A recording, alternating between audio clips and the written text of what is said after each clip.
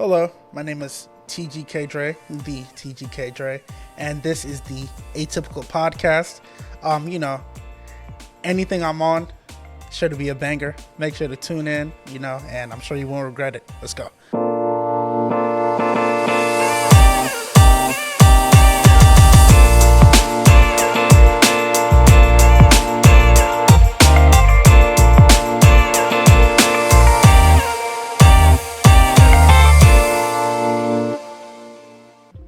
Hello and welcome to another episode of Atypical Podcast, and we have a running joke where we say it's atypical, not atypical.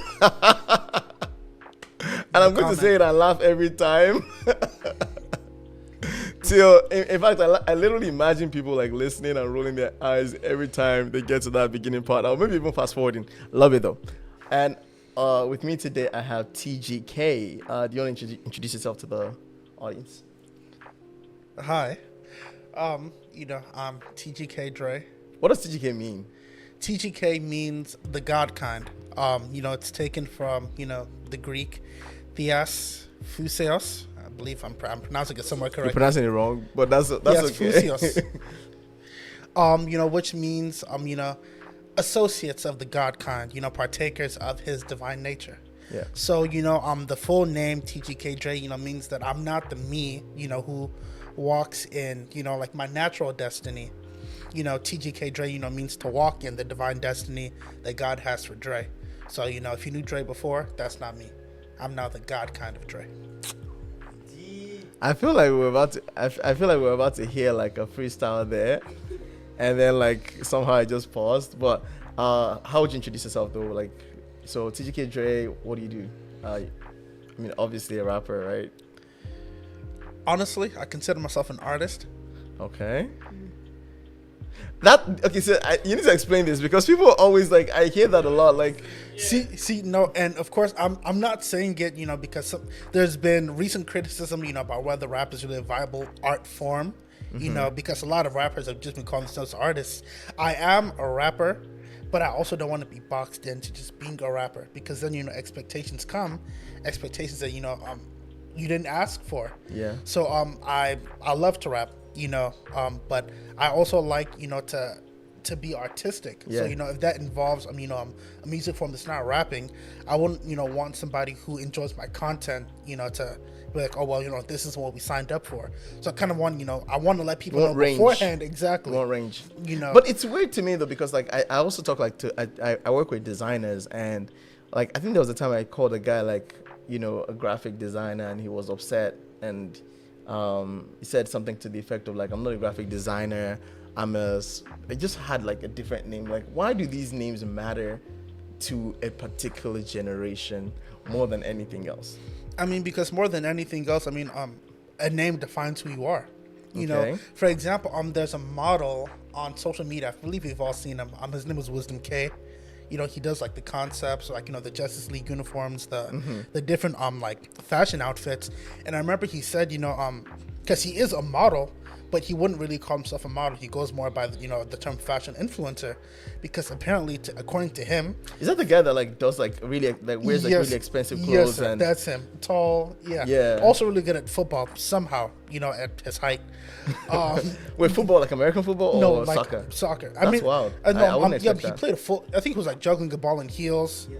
Once I saw it, it's incredible. And I remember he said that fashion influencers actually make more than models, and he's modeled before.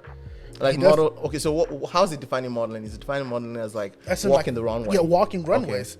Okay. And he's, as a person who's walking runways, he's saying, like fashion influencers actually make more. Okay. So it's like he is a model, but people, like just like the difference in title, really, because if it was just treated as a model, models don't, really get paid or, send clothes to model, because you're only going to do it on the runway. Yeah. But as a fashion influencer, he gets like really expensive clothes from like all the top brands. And then he gets flown out to do this, and this. He'll get flown out to model, but they see him as a fashion influencer. I see. So he gets paid more than the regular model gets. Exactly. Okay. While also modeling. But if it was just a model, well, okay, we'll see you on the runway. Okay. We don't care about your social media. We don't care about, like your influencer work. I see. Is that the reason then why people like, CEO title and CTO and things like that as well, because I also noticed that's a big thing, especially with like startups. Like everybody wants to be like founder CEO, even when like you're founder CEO of like nothing. Like your company has, is it like is it prophetic? Is it a declaration? Like what exactly is it? Because I think I get what you're saying. Like a part of it is being having that what you call yourself is who you are type of thing. I get that. But is there a component of it that's also like in a bid to be, more relevant? Could that be like maybe for some people? Definitely for some people, titles are about relevance because, it seems that, people respect people by title and not by, actual effort or who they are, which is a shame, by the way, because of course, titles can be bestowed, but there's a difference between like actually being a person. There's I feel like I'm such an anecdotal person, like, but go ahead. I will say though, you are an anecdotal person actually, and I think that's what's cool about your storytelling. I will say that because I'm a rapper, and I'm using rappers specifically. I remember Pastor Deji, he once asked me, it was Pastor Rookie's birthday. We were out at a restaurant. And you asked me actually, it's like, how do you think of these things, like, these references? It's because in my mind, everything is a reference point to everything. It's all connected. It's all connected. Remember, Pastor IK once said, he was like, rap really, and the beauty of rap is, it's like you take something that's not related to something, and you somehow relate it, and people see the relation for the first time. Yeah. That's like, when a line like, not to toot my own horn. Drop the line, let's hear it. My worship is a sacrifice without a ritual. Native doctors couldn't jack son like a smooth criminal. We're gonna talk about that because I feel like okay, I didn't get that one. Yeah, so I'm from Invincible. Yeah. I remember Pastor Chris, he was speaking about this. I think it was last year, 2 years ago, about the components of worship. How worship is a sacrifice. Yeah. And of course, typically, in African culture, or let me say, native in voodoo culture, native doctors typically perform rituals. Okay. So like my worship is a sacrifice without a ritual. Native doctors. So it's like I'm immediately continuing, like because the thought. Yeah, I like to put things almost like in your face. Yeah. So there's no like confusion. Native doctors couldn't jack son like Michael Jackson like a smooth criminal. So it's like you can't jack my kind of sacrifice. Okay. Got it. Yeah, so you can't steal my kind of sacrifice because like it's. Wait, like Jack as in like the New York reference, like. Yeah, like, I see. I'm a jack you for your stuff. Yeah. But Jackson, Michael Jackson, who made Smooth Criminal. Yeah. Okay, so how do you feel about the fact that like sometimes I listen to your music and I think, okay, I get some stuff, but I'm wondering like, are you concerned that these things will fly over the heads of like most people? At times I am. Because I feel like, I think at the like really great rap, to be honest, like requires like mental engagement. Definitely. Otherwise, like how, I mean, I don't know what people listen to now, but like, there's like rap that's like, very easy and it's just, fun and games. But like rap from like the time when I grew up, without dating myself, required like mental like engagement. It was really like poetry, really. And it was part of the allure and the amazing stuff about it was like these guys that were considered to be, uneducated and hood guys somehow had like mastery of language, and that was like the cool factor. So do you feel like nowadays people don't have like the appetite for that? I feel like it's become somewhat like art.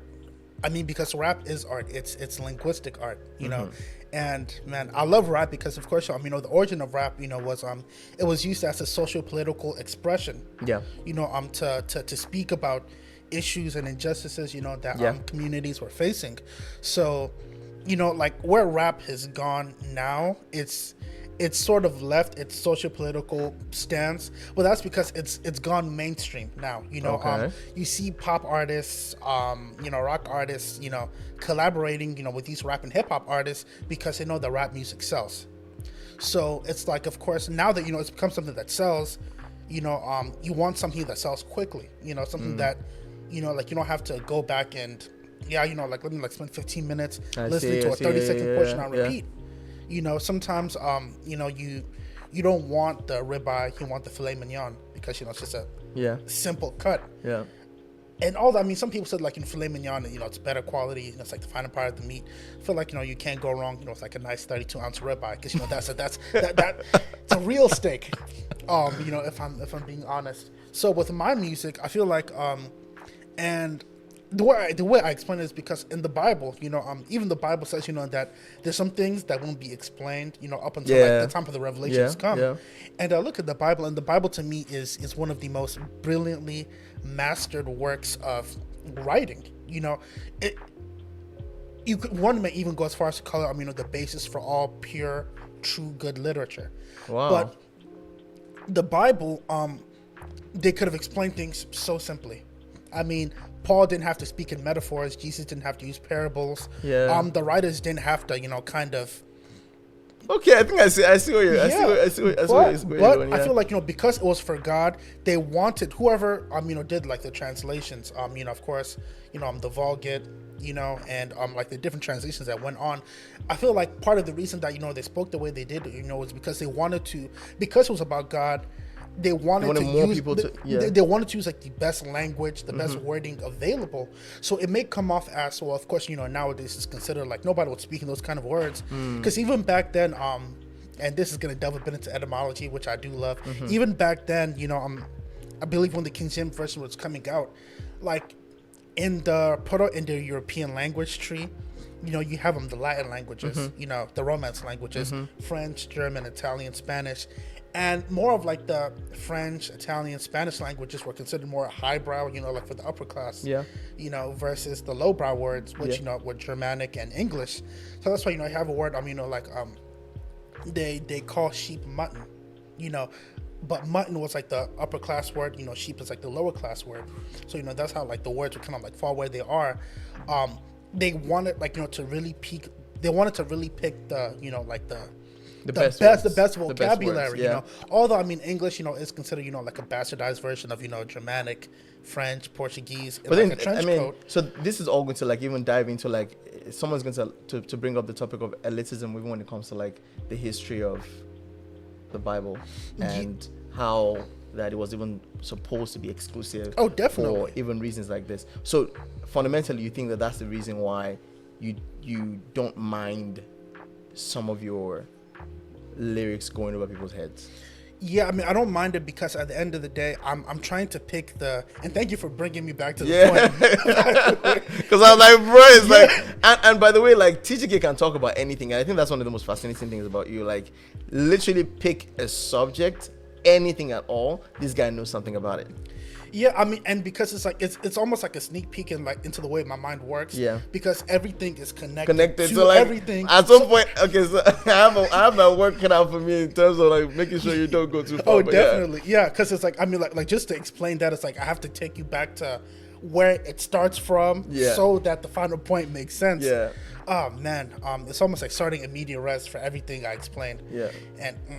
This would be like the last thing I get before I get to that point. Immediate res just means like the way the Odyssey was written, you start in the middle, you go to the beginning, then you now take the story back to the middle point where you introduce the readers and you finish at the end. So I love the fact that you explained it too, because someone's like, what is it talking about?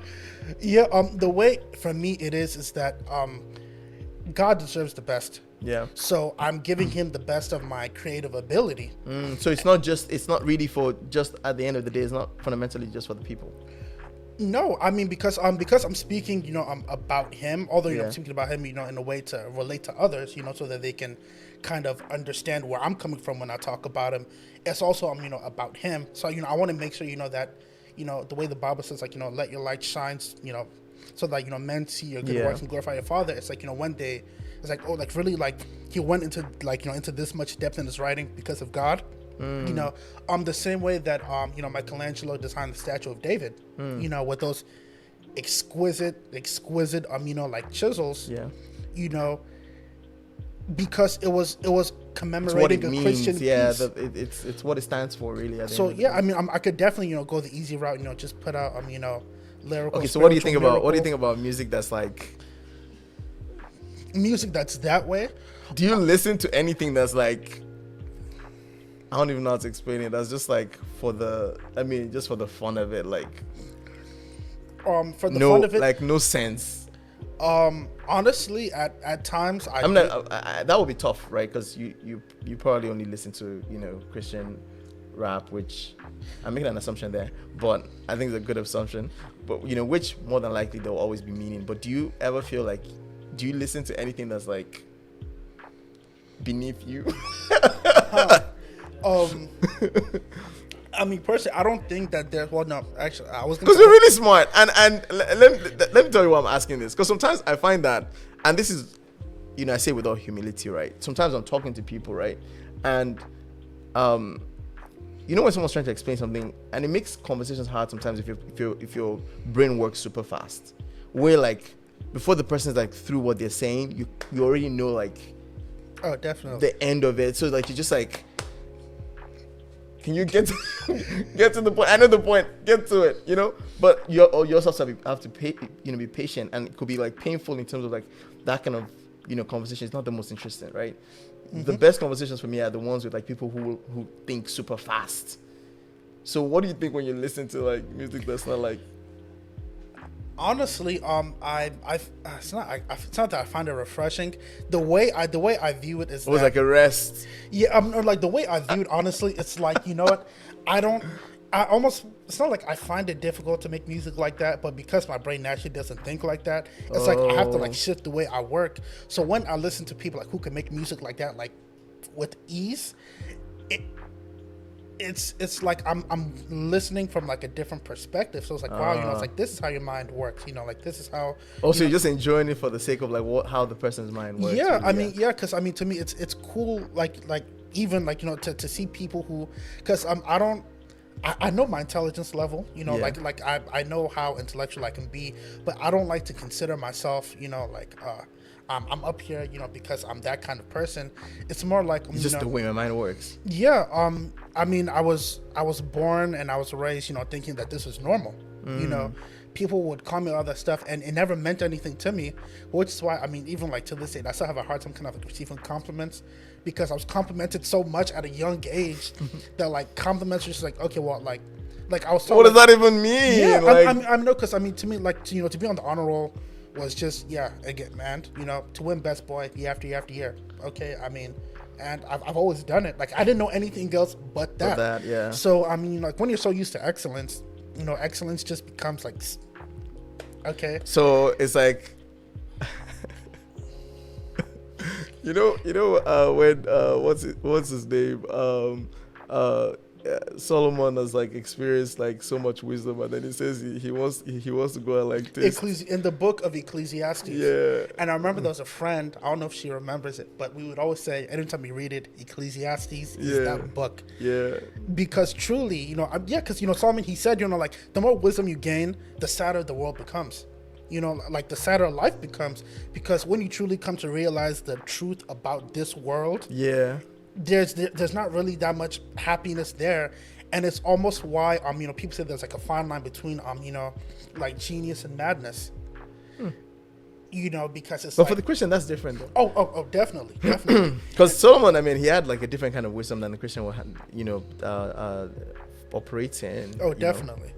Definitely. I mean, because it's like I feel like like that's why you have a lot of people like who know a lot. Sometimes they tend to get not depressed, but it's like there's this like hole. Yeah, because you can see the underbelly of everything. Yeah, so it's like, I wonder sometimes, like I feel like thank God for the ministry of the man of God, Pastor Chris, and like the way Pastor teaches us, because with the things the pastor's unveiled, like at some point you're just gonna be like, but then when you put it that is, if you have that unveiling outside of the concept of like the gospel and the truth of the gospel, right, you'll be like, what kind of world are we living in? It's very disheartening. But having it from the perspective of like kingdom reigning, as a king and being the ones in charge, and how God seeks to establish a new kingdom in the earth gives it a whole different view. But for the natural person, like that wisdom will just like, that knowledge will put them in a state.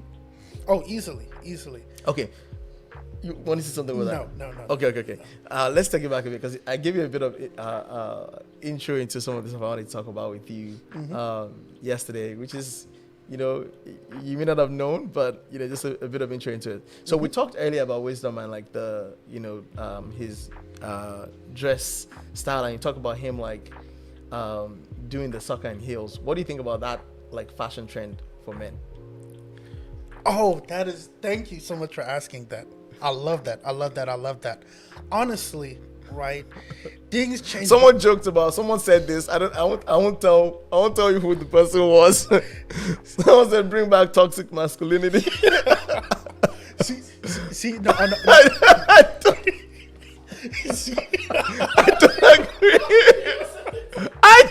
Who said it? But go ahead. See, no, I love that you brought that up, because I know for me, especially like the way I grew up, in my household, it was a bit of a controversy. Yeah. Controversy, because I remember I had like a thirst for, I wanted to know what everything was. And I grew up with sisters, so it was kind of like you're the only boy. I'm the only boy in my family, so it's like I wanted to know, because the lives were so different from mine.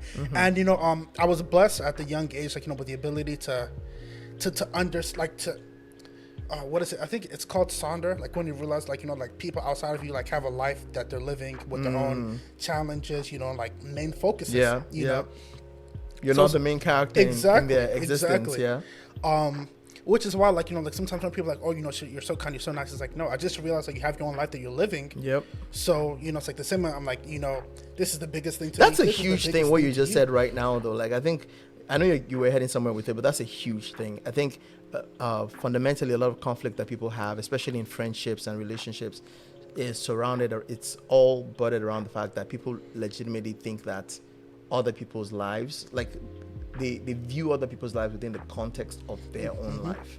And you always have to remember that every person is the superstar in their own movie that is called their life. Like you're not the main character, and that means that they have other things that they're dealing with. Their lives are more complex than. So when you realize that, it makes it easier for you to deal with quote unquote shortcomings that people may have. Yeah, but go ahead. But yeah, so I remember there was a time where I got my nails painted. High school, I got my nails painted, not like black or like yellow. It was like a translucent pink, and my mother didn't notice up until I think someone turned on the sitting room lights. Yeah, and this kind of started shining, because I was curious about like the way, like like why do women wear makeup and do this and that. So which is the thing now, by the way. Like a lot of guys paint their nails. Oh yeah. White, black, blue. Yeah, and I mean let me just say, of course, if that's your truth that you feel comfortable living in, go ahead, because if you're confident in who you are, let me not say this in a way that let me not say this in a way that promotes an agenda that I'm not trying to promote. Yeah. Because I know for me, because of the use of the terms. Yeah, right? Exactly. Your truth. Yeah. I was about to ask you, like, bro, exactly, whose truth? Of course, there's only one truth, but it's important to understand, to be confident in who you are. Yeah. Of course, your forms of expression, I guess. Exactly. Yeah. So when I painted my nails, I remember my mother was very upset. I couldn't leave her room until I used her nail polish remover to wipe it all off. Or, there was times, where I would be at a friend's house, to study. And I was like, I would go into her closet, with the group. So it was a group. I was just me at a friend's house. That was her, know. And, have like a little fashion show or something like that. Yeah. Or I think there was a time where I'm in high school, I was considered, like, I used to take care of myself, like I would, I had like a book bag. I used to wear cardigans and this and that. Yeah. And, people would be like, like, is he? But for me, it was. And by the way, like for those, because if you're listening, you probably didn't see what he did, but like he did the hand thing, the hand thing. Yeah, and for me, it's always been that. Like, I mean, I've always been attracted to women strongly. Might not strongly, might I add. It was just that, like, for me, I just wanted to know. So it's like, when I see somebody like Wisdom like dressing like that, it's a societal thing only, because really when you look back at it, something like a pantyhose were actually created for kings. Yeah, I remember that. Makeup was actually created for pharaohs, royalty. Earrings and the necklaces that women wear were originally made for like pharaohs, or like the old ancient rulers. Mm-hmm. It was for men. Mm-hmm. Even like the concept of like form fitting like your body. Greek men used to take clay and they would use it to sculpt their figure, and they used it to sculpt abs. Yeah. All of these things, men did it, but because society changed and women grew to adapt that, now it's seen as a feminine thing. Mm-hmm. But if you were taking 1,000, 1,500 years ago, into those ages where a lot of people consider them like to be like the pinnacle of society, the inventions of democracy and things of those sorts, and you saw a man like chiseling abs on himself with clay, or, or like putting like eyeliner and putting the eyeliner on. I mean, you would. So is it like now your perspective on them shifts because they were doing these things? So I feel like it's because you've been taught that it's this way. Yeah. And there are some things that are this way, like you can't just shift everything. Mm-hmm. But when you look at the origin of something like, putting makeup on men, which, I mean, a lot of men, especially for an actor, or, you're doing any kind of video, a lot of men wear makeup. Yeah, like and especially like news. Oh, definitely, news people as well. Yeah, I mean, but you don't see them any kind TV of way. TV personality, yeah. So of course, I'm of the sense that really you can't be any kind of way unless you're actually that way. Of course, there's sense in presenting yourself the proper way, as you are, but then all of those things are based on societal norms. So I think to some degree, and this is what I was going to say at the end of it, right? To some degree, I think I agree in terms of like forms of expression that people have that are different, right? Because at the end of the day, like who you are is, especially now, I need to, because this is also, I'm mindful of the fact that I'm talking to people of like different, people are listening of like different, creeds. Yeah. Background and such, because one of the things that's also important to reference, while we're talking about this, is that even literally from location to location, these are different. Like you go to a different part of the world, and things that are considered to be like taboo in one side of the world are it's very acceptable in another. Very very acceptable without any without any problems at all. So be mindful of that. But at the same time, the other thing that the argument that's made is that to some degree it's with there's a part of it that's intended to dissolve the family structure, where people claim that the feminization of men reduces the availability of strong male structures. Because let's start from here. Do you believe in roles, like family roles? Oh, definitely, 100%. Yeah, there has to be. The Bible says that any man who doesn't take care of his family is worse than an infidel. Right. Which is a very, very, and that very that strong clearly statement. even dictates like a responsibility that Definitely. the man has. Yeah. Mm-hmm. Yeah. I mean, honestly, because the way the Bible speaks about family structures and roles, it's.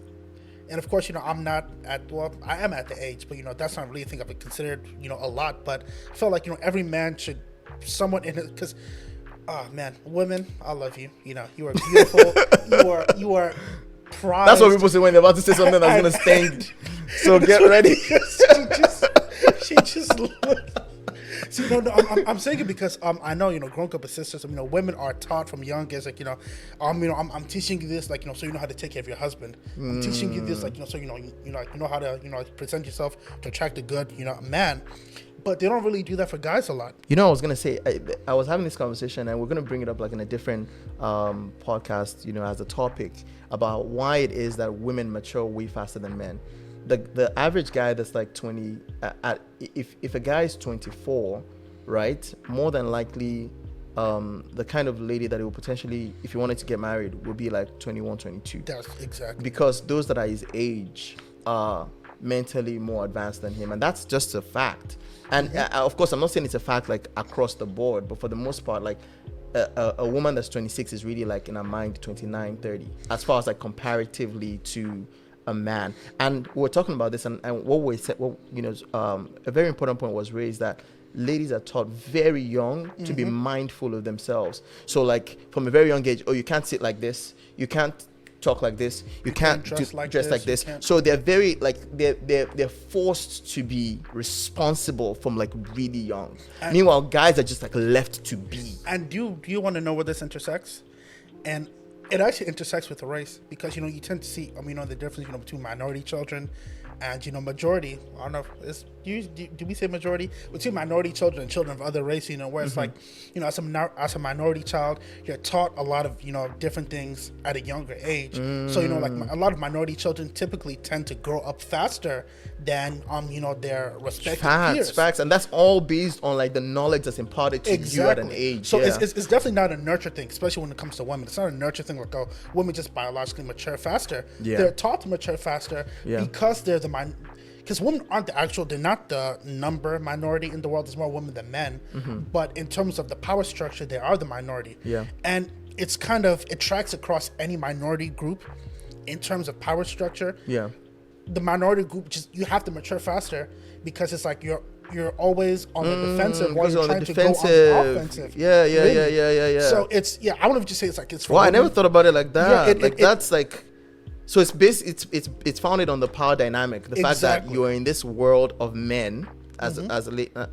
Why are we having this conversation? We need to talk about this with. I'm going to talk about this with a lady. I think that would be great. But go back to the point that you were making. But yes, I was saying like of course women are precious, and I said that to say because men don't really get They don't get taught this stuff. And I was making that point because we were discussing. Well, I was talking about like family structure and the yes, we were importance discussing of, like, family structure. So men aren't really taught about like about the roles that they have. They're just like, hey, like go out there and be a man. Men don't cry. Men are strong. Men bring back money. They don't teach men to be emotionally available to their children. They don't teach men to stand in the gap, for women when they're going through things. They don't teach men that it's okay to it's okay to have support. And that's why because I've heard a lot from men and friends of mine that's like it's like I just feel like it's me against the world out here. Like of course like a common male thing is just it is what it is. Yeah. I mean, like the amount of times I've said that in my past, they're like just like to get through it is what it is. And or we're just gonna thug it out. Because that's which is accounts for like a lot of like mental health challenges that men face as well. And that's why men are much more likely to commit suicide that women are. From I believe adult males have the highest suicide rate in the world. Right? It's a confirmed statistic. Because of course, people will be like, oh well, like men don't really suffer. Like they're the ones in power. It's other men who cause other men to suffer. Yeah, it is, but that's because men aren't really taught compassion and things of the sort, which are necessary. In building a good family structure. Because at the end of the day, God is love. God does everything from a place of love. And I'm just gonna say that again. God does everything from a place of love. And I know because I say it. I feel like a comparison can come like, so when God did this, and this, something happened. That was from a place of love. It actually was. Even if you don't know it, because that's how I understand God. Anything that God does is He did it because He loved that person. Every single thing. Doesn't matter whether the person lived or died because of it, whether the person increased or decreased because of it. He did it because He loved them. Right. So I'm just gonna put that out there. That's a heavy one though. That's a heavy one. No, and I want to say heavy because that's something that's like, I think that what you said right now, my understanding of it fundamentally and applying it actually slightly differently in my relationship with, and people can have different opinions about this, but my relationship with those that are superior to me, like what's that? That's the right word to use. But those that are above me in Christ, I think it saved me a lot of trouble because someone said something once, said you can never be demoted, and that's such a powerful thing. And saying this to someone that felt like they had been demoted, like, you have to realize, and it's a hard thing to arrive at, in terms of that consciousness that everything that God does, as far as I'm concerned, if God is involved in it, it can never be for my hurt.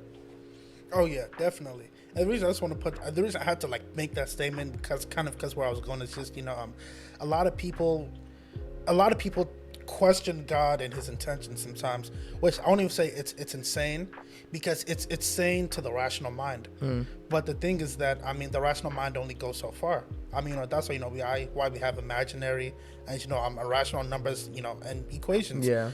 They say at the subatomic level things can just happen. Yeah. That doesn't make sense. Yeah. If you're thinking rationally, Yeah. but we've accepted it because it is what it is. Yeah. Because it's a fundamental thing. Well, guess what? God is the fundamental thing. So the same way two atoms can just come together and the Big Bang happens. It's irrational by all levels of physics that we truly understand. Yeah. But somehow you have to compartmentalize God into your own mind. It doesn't.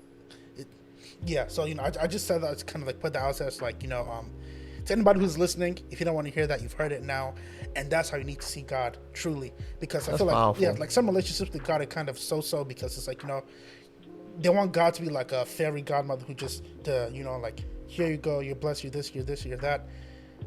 Everything God does is because he loves. This. Back to the topic. No, we'll get back to that. We need to get back to that. Yeah. Actually, yeah. But back to the topic on family. Yeah. I'm back to the topic. With family structures, just that men aren't taught compassion. And that's why for me, I always tell people that. Well, I don't tell people. When I say I always tell people, I'm telling myself. But inside of me are many. Yeah. Not like Legion, but not like Legion, not like the they them, but just. Is it not like the they them? You need to emphasize that, because I know which agenda I support. I know which flag I carry. Yeah. And which flag is that? The flag is the cross of Christ. Praise the Lord. And of course, Absolutely. it's also the love of all nation. Yeah. Praise God. But it's I want to just be very clear, so my words don't get twisted. In the future, I'm doing this. Didn't you say? Yeah. And the A-tip. No, that was not me. Yeah, but go ahead. But it's that. About men being compassionate. What was I going to? We're talking about family structures. Yeah. And the family structure. The point of all this fashion and stuff, impact. Does it have an impact on? Yes, and roles, I was saying. Yeah, and I was saying that it only does if you. Let me not say if you let it, but it. Do you think there's an agenda through these things? I think that's what we should get at. Through the fashion. Because to what you're saying, right? I just imagine to myself, a warrior of ancient, maybe some Yoruba land or whatever, coming back home, to his family, and he has makeup on, fingers painted, and he's come back home and he's takes care of his family and so on and so forth. So that means fundamentally it doesn't have an impact. But do you think that there's an agenda that's being run with it? Because everything days. In the day that we're in, definitely, because things by themselves can exist, right, and be okay. But once you imbue them with an idea, think about the days of the Lord Jesus. He didn't wear pants, he didn't wear trousers, right? So that's not someone saying, I want to wear a kilt, and it's what do you mean by that? That's feminine, but Jesus didn't wear pants. Yeah, definitely. Right? So be mindful of that kind of things can be by themselves, but is it possible for things that can be innocent or, just by themselves to be twisted, especially in society today? Definitely. And I'm actually very glad that you brought that up. It definitely can. And it's very unfortunate because you have to be much more vigilant than any time in history, and what you support, because now things can be shifted. Because when I was growing up, I never understood why I can braid my hair, why earrings are such a big deal, why the nail paints and everything. To me, it was just I see women doing it and it looks like they're having fun. I don't want to be a woman, but it looks like they enjoy what they do. you know, and I see them just like, you know, like, hey, like, you know, I'm just a man, you know, and they're just a woman. So it's just like whatever they do, they're having fun with it. I want to join them in the fun. But as I grew up and I got older, I came to realize, like, you know, a lot of these, what I saw innocently, you know, some people are actually using that kind of thing as an agenda. Yeah. You know, that, hey, you know, like, I'm so like, you know, for boys, we don't want you to, you know, we don't want you to be a boy. We want you to be whoever you want to be. I know that for me, when I acted like that, I wanted to be a man. You know, I am a man. I was going to act as a man. But it seems like, you know, like now what they're doing with the design and the fashion and everything is that, you know, they're trying to break down the barrier of what is and what isn't. Yeah. You know, and consciously too. And I think that's why, you know, it's important what you referenced with this earlier, that the context of time and location definitely matters a lot. You know, but when you're living in a time and in a location where things have been, you know, determined to be a certain way, and then people are actively trying to blur the lines, you know, where does it go? Because I mean, even talk about, like, you know, what you mentioned with wisdom and the heels and stuff, like, men have been wearing, like, heels were actually made like, for men forever, because men would be short, and then when it's time to take a portrait with your family, they would bring heels from men to be taller than their wives. So it's not a new thing at all. And that used to be my argument when I was younger, but the older and, you know, the more mature I got, the more I realized, you know, it's like, well, that was in context, you know. When you take things out of context, everything changes. Especially when people want to blur the lines between what is and what isn't, you know, because now it's like we're in a generation where you can redefine anything. You know, a marriage, you know, is now no longer a sacred union between a man and a woman. A marriage is no longer even sacred now because it's something called an open marriage. You know, and I'm not trying to turn this into like a red table talk or anything, you know, like that, where because anything I've heard about that situation has been without my consent. I've muted words on social media. No, just a little side thing. I muted a certain person's name on social media, and somehow it popped up on my timeline because people started intentionally misspelling their names to get past the muted words that I had. Wow.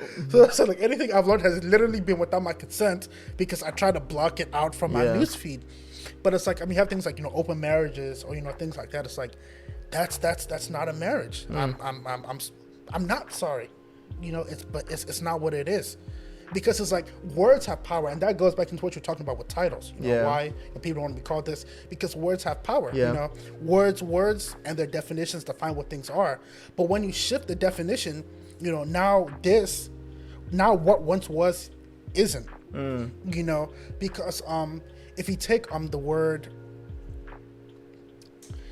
like the word bastard originally, you know, just meant somebody whose parent, like, you know, like, you didn't have a relationship with your father, you know, but now it's just a full-blown insult. You know, now if you call somebody, if you call an actual person who knows their parents, I mean, now it's an insult, but like, you know, like, no, because things like that's true. No, but even to take it even further, if you were to call an actual, you know, bastard a bastard now, they would be insulted. Because of course it was used as a pejorative, but it was an actual, you know, like term, you know, but now it's just an insult because it's offensive. So now that actual term has lost its it's kind of like, I went about it a bit the wrong way, but it's like the original meaning that it had is now gone. You know, so it's like when you change the definition of marriage, you're trying to erase the concept of what a marriage actually is and replace it with something else. So people aren't they're not slick when you change titles and words. And when like you try and like shift their definitions, because if you let them, they're not going to shift the goalposts. They're going to shift the entire stadium. You know, and now this thing that we have, because remember, everything is a word. Everything has words attached to it. There's nothing that can be described with words. So when you start to shift the description of the word, you're shifting the thing itself, because things are connected to words. Even in the scriptures, you know, when we speak to things, you know, the Bible says, you know, you call things into being. You know, God said, "Let there be light." But imagine, if people now try to shift the definition of what light was. You know, and then because remember, the definition that's in you is, you know, what you would try to bring forth. So now, you know, if you know light as you know, something that's darker than, you know, what light actually is. Now, when I say let there be light, the light wouldn't come. Whatever we've defined it as would come. Wow. It's because we know what is as what is that we can, you know, speak to things, or we can speak about things, and people understand us. You know, so when it's not otherwise getting me enraged, but it's like when you shift the definition of words and what things are, it's not just semantics, because we know that words have power. So really they're shifting power away from where they should be into where it shouldn't be. That's tough. Okay, so here's a thought that's coming to mind though. So as a young person that's listening, a male, you know, for instance, where do I draw? So at what point do I draw the line between expressing myself and becoming subject to someone's agenda? That's a great question. The line is drawn with how much you can, I would say with how much you can fight for, because there are some things, how much you can fight for and defend. Because you can fight for something, but then defending is a completely different thing. There are some things that are, because I remember for me personally, when I got my ears pierced, it was, you know, I told my mother years before I did it. And I told her when I did it, because, you know, this was never something I was going to hide. But then the fight was, you know, like, I'm gonna. But then the defending was that, you know, my personality didn't change. You know, I didn't become a ruffian or, you know, a thug. I didn't, you know, like, I didn't start doing all of these things that had become symbolized, you know, with earrings. Unfortunately, because, you know, to me, I said, you know, to me, an earring, you know, it's just another accessory. I can take it off when I want to. It's not going to change who I am. Just like I feel like, you know, a woman's hair doesn't change who they are. You know, it's just. Let me actually walk that back, because, you know, between women and their hair, there's a very deep relationship that I shouldn't speak on. See, I know my place. I'm not going to overstep my boundaries. You know, I'm not letting the Atypical Podcast be slandered. I'm trying to protect the brand. We already said a lot of things at this point. I think it's too late. We just, you know, we'll put it out and write it out. Whatever comes. I know that the relationship between a woman and her hair, that's something that I can't understand.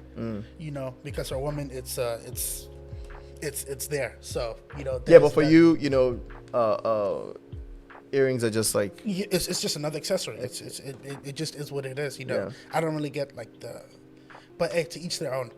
But, you know, in terms of, you know, men and fashion and where the line is drawn, the line really is drawn at,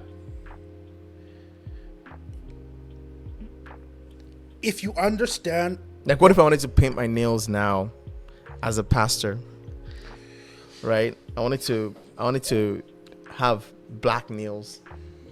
I mean, honestly, someone said Jesus. Honestly, don't use the Lord's name like that. But yeah, no, that's a very valid point, because I mean, Paul says, you know, that you know, all things are lawful. All things are lawful, but not all things are. All things are expedient. You know, all things are necessary. You know, but then of course, you know, Paul also did say, and I'm not trying to twist his words. He said, you know, that I became like some to win some. So, you know, there is a pastor who will paint his nails black, and, you know, he'll go after, you know, the black nailed people. And, you know, they'll come to him because, you know, they've seen somebody who understands them and their position. So it depends on the reasoning behind it. If you're just doing it to do it, it's different. But if you're doing it for a cause, you know, so can I just do it because I like it? You can do it, but then you have to, one, of course, think about the way. And it's very unfortunate, because I grew up with I don't care what people think. I want to be me. Because growing up, I used to care what people thought, because people always told me what they thought. I would never ask, because it never bothered me. I don't care how intelligent you think I am. I don't care, you know, this or that. I just want to be a person. But people kept on telling me. So the more I grew up, the more I really wanted to, like, you know what, I'm going to be my own person. You know, I don't. So like trying to be rebellious for the sake of it. I'm not even rebellious, but I wanted to be. I wanted to be me. You know, like, why are you concerned with how my hair looks? Like, it's my hair on my body. My grades are still excellent. I'm doing good in life. I don't know, because I didn't understand that for a time, but people's perceptions of you matter. Because for me, I didn't perceive people anyway. Because it's like, why are you thinking about me? I don't think about you. You know, like, once I'm done seeing you, I don't think about you. But, you know, apparently people do perceive people. You know, like, people perceive people and they use it to form their judgments on people. Yeah. I think there's a saying like, dress the way you want to be addressed. As of course, like your outward appearance is like your first it's the first impression. So that matters. It took me a long time to learn that, though, honestly. I kid you not. Someone did say that perception is everything. Yes, it's 99% of everything. That's the saying. I only started mastering in high school, because apparently I heard that the girls liked it. Before then, it was literally whatever I found in my closet, plus camo pants. That's the outfit for the day. So, with the nails thing, it's about some people may view the black nails some way, and because of that, it would block you from doing what you're supposed to do. Unfortunately, because they perceived you, and perception is 99% of everything. Yeah.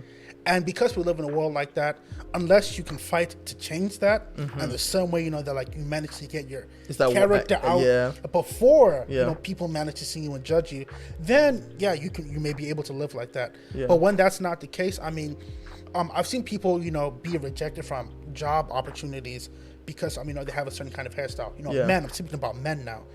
And it's like, of course, you tell them their hair, no, I can't. Like this, like it's part of my identity. Yeah. This man, you also do have, and I get that, and I think fundamentally, this is what my thought is, right, about it.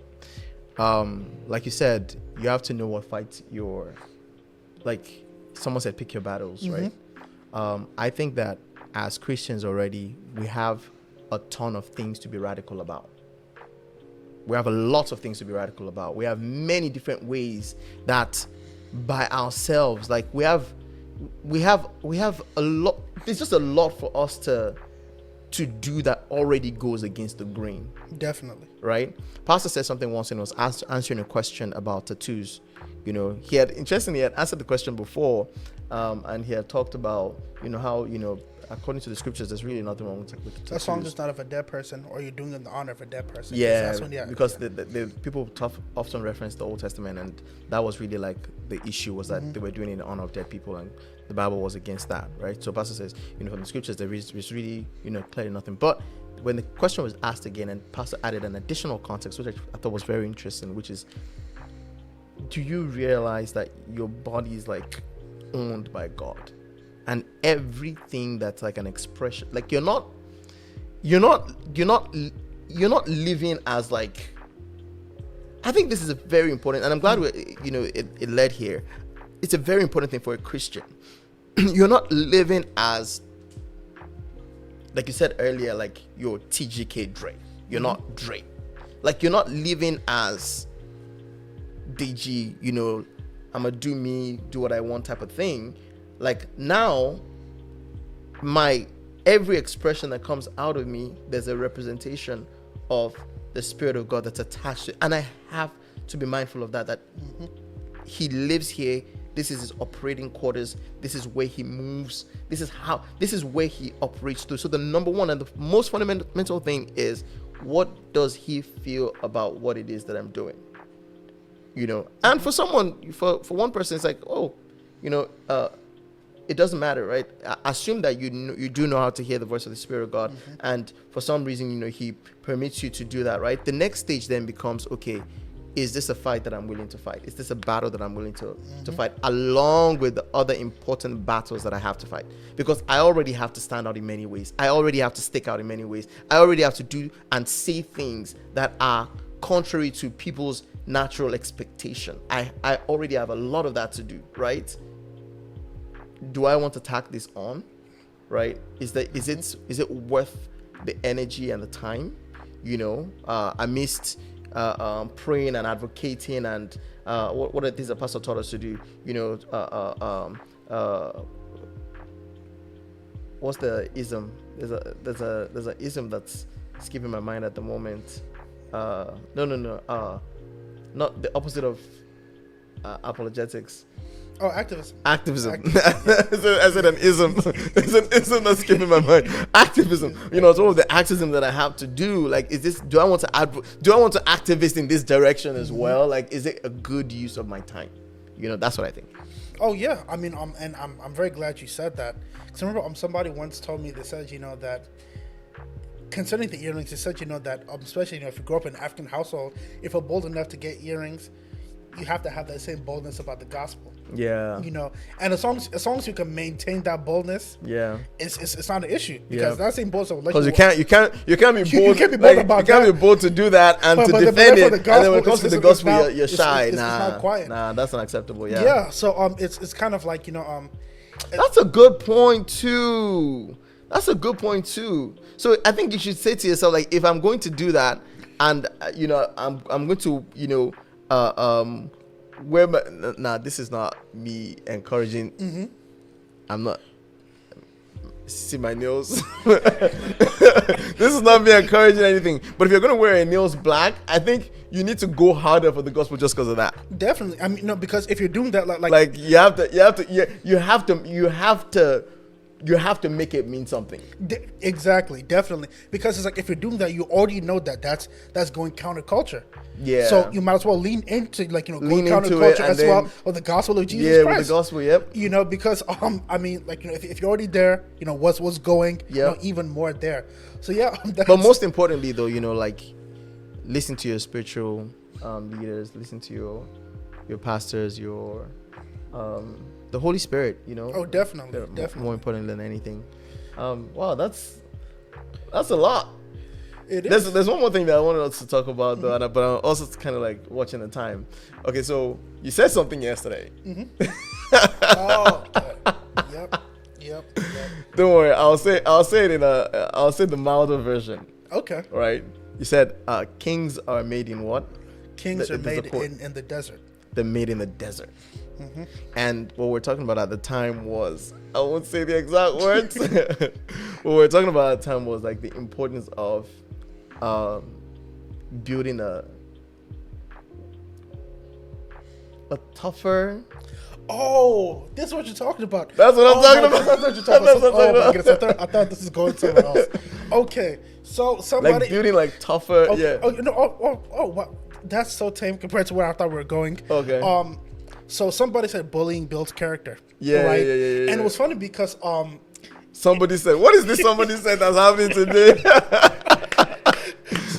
Go ahead though.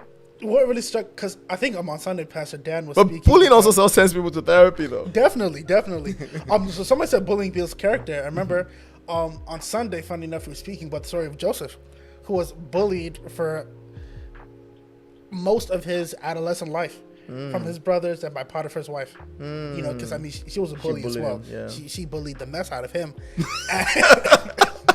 Oh man, but yeah, you know, when you really look at the people who have, even if you just want to go biblically, everybody who became somebody had to face adversity.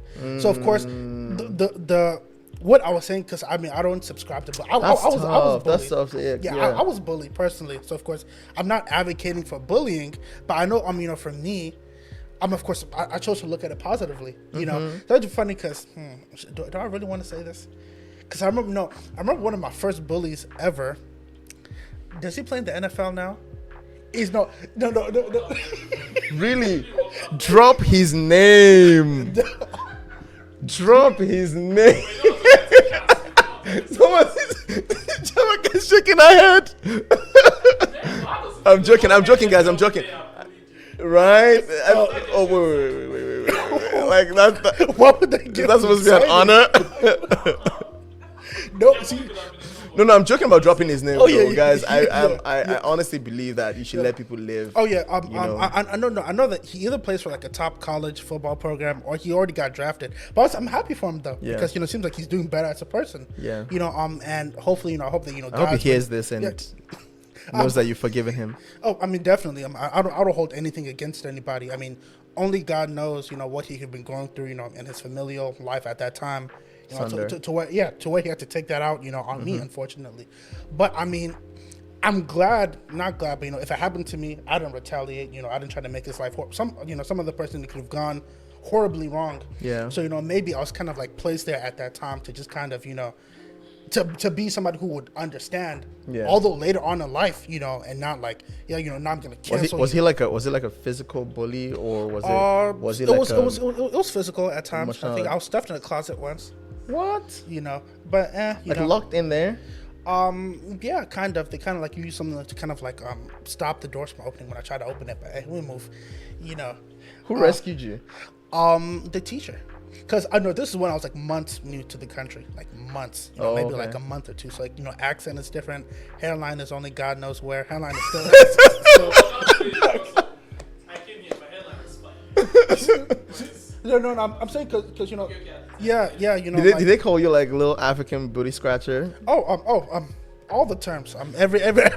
Every single one of them. Kids can be mean, man. It was actually funny because I think the reason I stopped getting bullied was because they found out that I could rap.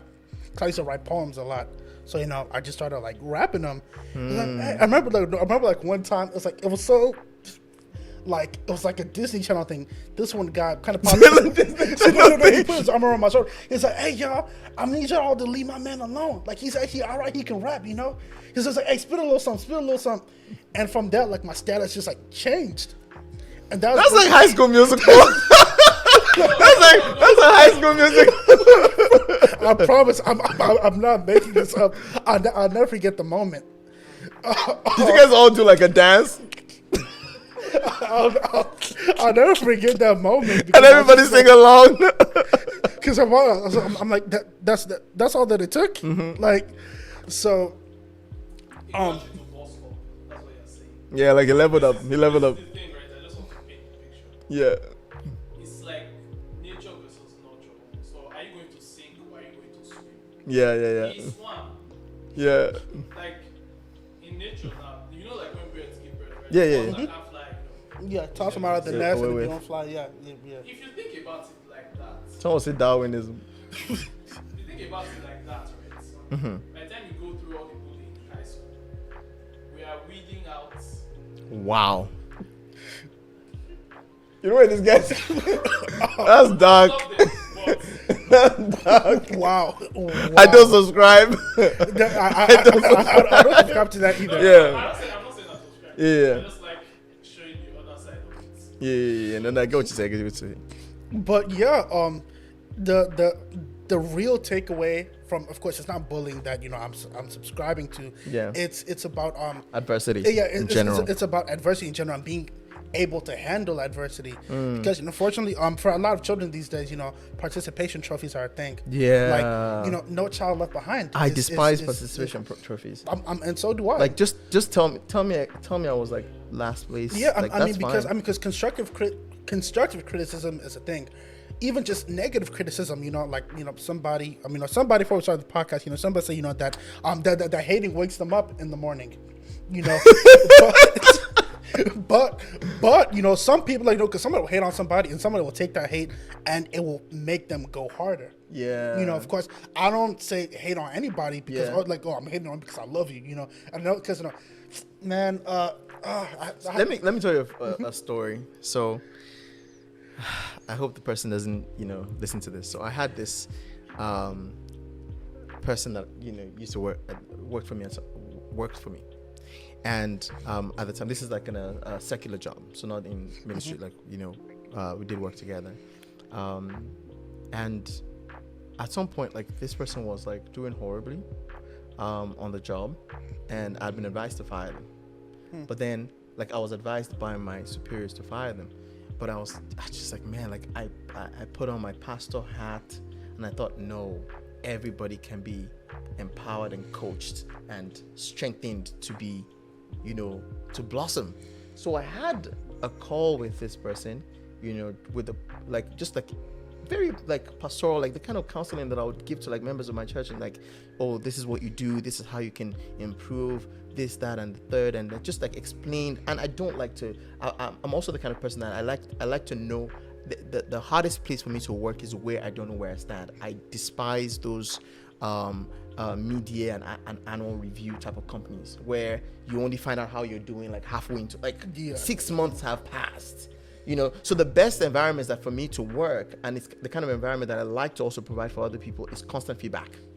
Like, you always know at every point in time where you're at. That way you can improve. That way it's not like I'm not gonna like sit you down after 12 months and talk to you about all the things that you did wrong for 12 months straight. So that's the way that I sort of function. And for me, like, the feedback is best when it's also very specific. Oh, this is what I didn't do right, so I can be mindful of it next time, right? So I was going with that approach, and I was talking to this person like, this is what you could have improved upon, this, that, and third.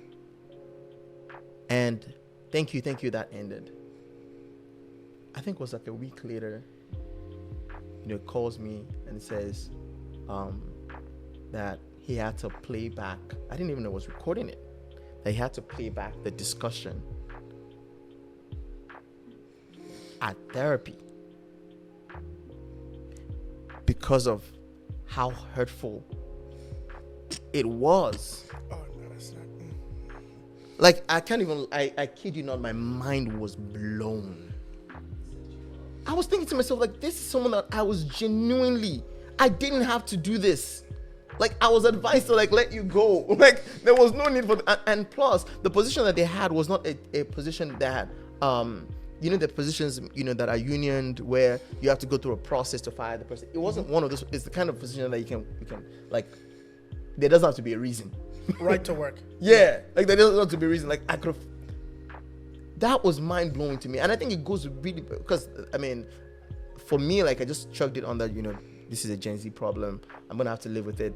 The fact that that's just the generation in which the person was raised, because that was a shocker. Like, that's the kind of stuff that was done for me by many people that till today and till tomorrow, and I hope to even have podcast sessions with some of them, right? Till today and till tomorrow, I'm forever grateful to them for, like, to even have the. Nobody has time for anybody in corporate world. Nobody has time, let alone like sit you down and start trying to like talk about how you can better yourself, how you can even get a better job than the one that you currently have, how you can. Crazy, right? It's absolutely ridiculous, and that's why of course, not to really speak on the person, but just like in a situation like that, it's like it's clear that they've been getting pushed their entire life, but they've never actually experienced any kind of pullback. Because the reason I say the reason that we're speaking about bullying or adversity is because it's better to be it's better to be to face challenges in a place that's more controlled. Versus when you're growing up in the real world. That's true. Because in a controlled environment, it's kind of like things can be managed. It's like, for example, like when you're serving, in the ministry, serving in church, there's times like when a rebuke may come, but you can rest assured that that the person is doing it with from the a best place of interest at love, heart. right? But meanwhile, corporate world or just outside of the actual it's world, a dark world. Like, people will legit like and they're doing it because they don't like you, and this is part of the opportunity like to express why they don't like you. Should I tell you the funny part of this story? I didn't want to add this part on the podcast, but I'm gonna say it anyway. This person at the time had been, so they had made friends with my boss. Oh my gosh, I really hope these people don't listen to this. They had made friends with, but just to help you understand, and I think it's gonna be helpful. They had made friends with my boss, right? And they had conversations with my boss about like, and my boss like has like, very jovial person at the time. This is corporate world now, very jovial person. So my boss was like, like very friendly with them, like they would laugh together and everything. And in the process of that, the person had like spoken evil of me, right, to the boss. And like right after that conversation, boss calls me to the side and says, this Jew says this, that, and the third about you. And they said to me, they said, I don't know why he thinks that he has a good enough relationship with me to somehow taint the bond that we've had for years. Let him go. Wow. And that's a huge lesson that person will never learn, because I'm never going to be able to share it with them. But literally the person that you thought was like the person you were laughing, and that's literally corporate America, folks. Like, the person you were laughing with, like, God bless you if you have people that are candid with you. I love candid people. I always say, like, I'll pick, even in racism, I'll pick the openly racist person definitely. over the one that smiles in my face and does something else at the back. Like, people need to learn to appreciate, like, people who wear their heart in their sleeve.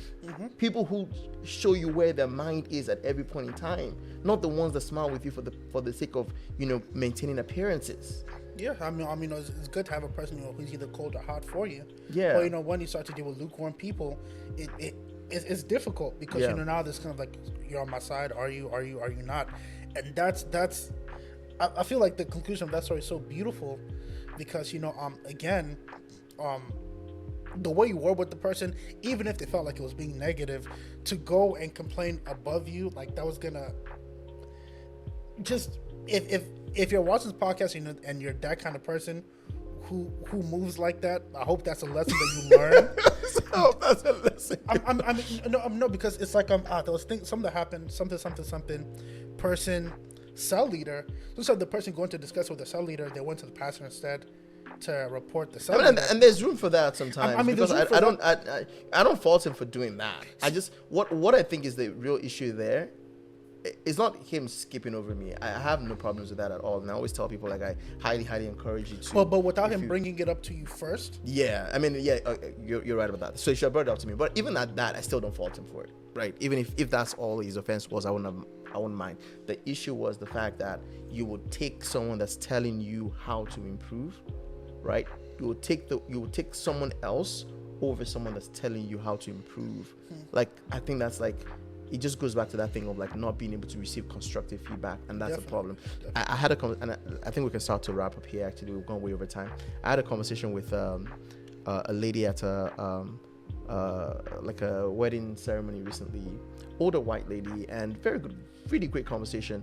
And she talked about, you know, I'd mentioned that I went to boarding school, you know, in Nigeria, and she talked about how, oh yeah, she was reading an article in The Economist, and they're talking about how, you know, a lot of like important people in the world went to boarding schools and they had horrible experiences, right? Horrible experiences, and many of them like traumatizing experiences. And somehow, and I said to her, I was like, it almost appears that it's a trend, you know, like, and these people, one of the people that was referenced was Churchill. Winston Churchill. Yeah, Winston Churchill, and talked about how, like, he had like traumatic experience, and, you know, a host of others who are also like very, you know, became very influential in the world. And so the question was, do they owe it to that horrible experience? Could they have been who they became without that quote unquote trauma? Because we live in a world where people are trying to like avoid trauma at all costs. Is it like, who do I become? Now, I'm not saying this to advocate for like boarding school or advocate for bullying at all, because I always tell people, like, I will not send my child to boarding school. It took me a while to, like, I wrestled with it for a while. I would not. And I went to boarding school, and, you know, it shaped who I am today, but I still would not send my child to boarding school for many reasons, right? So I'm not necessarily like advocate. I mean, after I graduated school, I had nightmares about boarding school for years. So that's what people call trauma, like, you know, real trauma, you know. And it's funny because, like, for those that went to my high school, like KC, King's College Old Boys, have like this like unbreakable bond, and it's like it's so intense that when I got to college and people were like advertising fraternities, I'm like, I'm in an automatic fraternity that I can never break out of. And do you know what's crazy about that? It's the same bond that soldiers have, right? Yeah, because they've gone through so much trauma together. Yeah. That, you know, it's also the trauma bonding. Yeah, something like, you know, that workers, like, you wouldn't like have those relationships with each other. They don't really like each other. You've just been through the same kind of trauma together. That it brings you guys closer than you actually thought you were. But I just wanted to put that in there. Yeah. So, but it makes me wonder, right? That, and even back to that situation, right? Like my high school group chat, I'm not in it.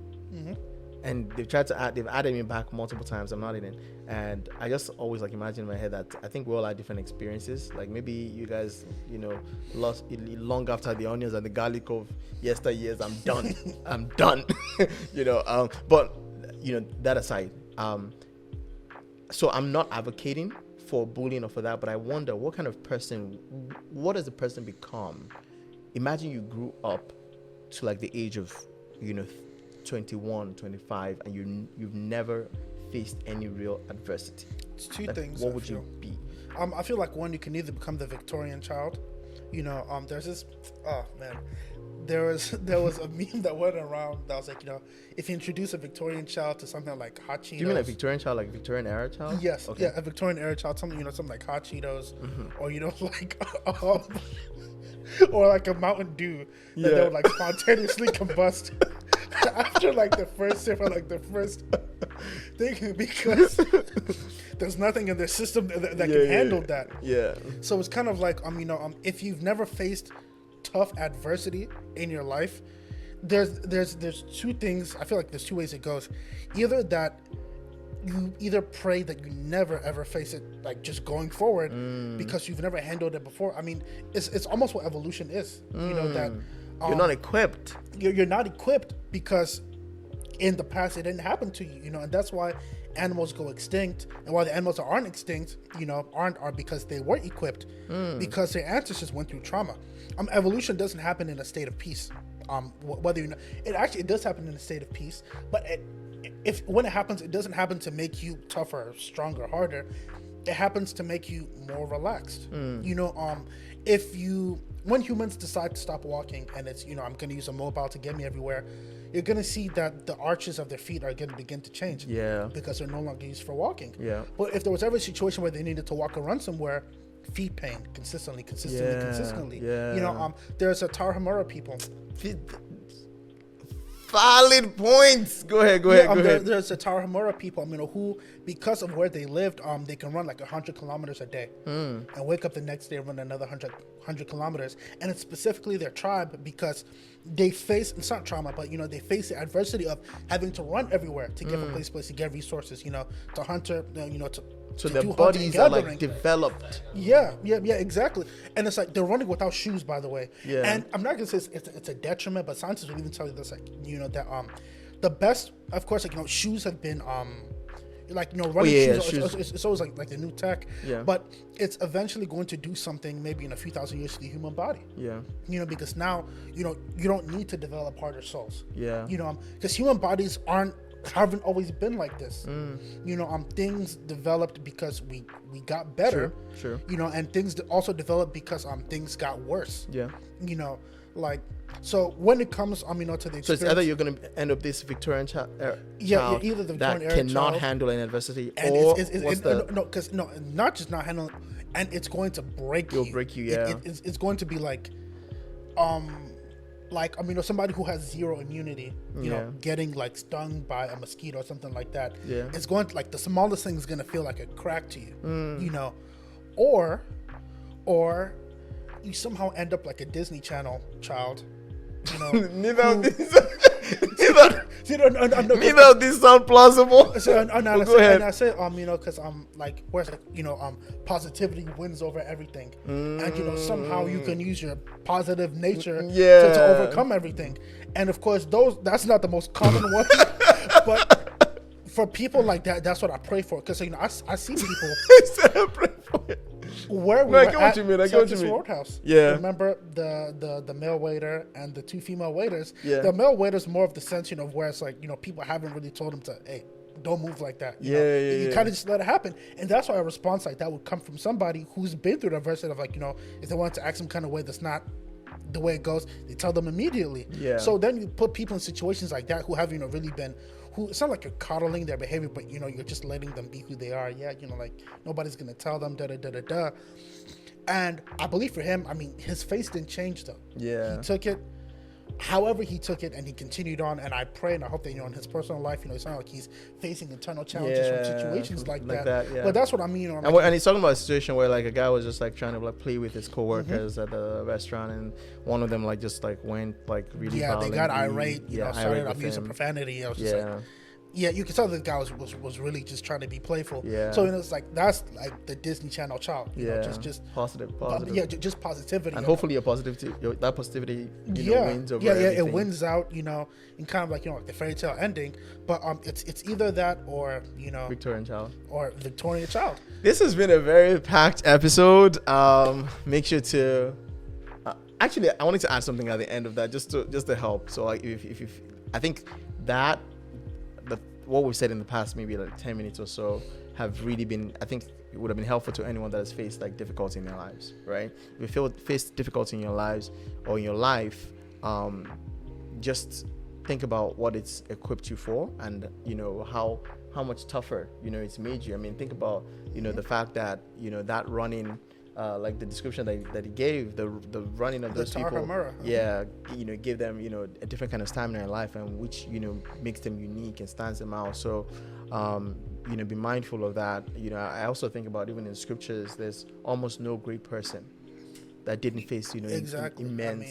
immense adversity. So just something to be mindful of. But if you feel like you've grown up like super cuddled, and you're the Victoria, or you're leaning towards the Victoria era child that can't take any kind of adversity, I advise you to look for trouble. Mm-hmm. I mean, even the Bible says it. The Bible says like to as Henry Castle, that if I haven't found adversity, in a month, I'll go and I'll make it. I'll look for trouble. Look for it. If I can't find it, I'll make it myself. I'll make the trouble myself. Yeah, make trouble. And make trouble in the sense that you've lived in a kind of privilege that's empowered you a certain kind of way. Now look for trouble. And what I mean by look for trouble is, look for a cause, advocate for something, speak up for some people, right, who didn't have the experience that you had. And in that process, you will face adversity, because people will come at you, and then be ready for what comes at that point. And through that, you can get developed. But don't sit, and be grateful that nothing ever happened to you. I love the story of Esther, living, peacefully, and everything's okay.